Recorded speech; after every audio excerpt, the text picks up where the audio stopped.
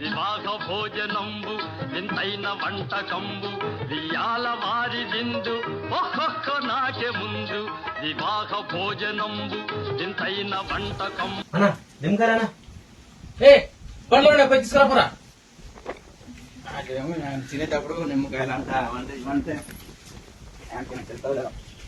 పంచప్రాణముల పంచాక్షరితో శివుని పిలుచు సంకల్పమై ముంచుకు వచ్చే మృత్యువు కందని మార్కండేయుడవై పరుగులు తీ ఉరకలు వెయ్యి పరుగులు తీ పరుగులు తీ ఉరకలు వెయ్యి అలా నిమ్మకాయలు నిజంగా చెప్తున్నానండి ప్రపంచం అంతా దొంగ నా కొడుకు నిజంగా నాకు అంత నీళ్ళు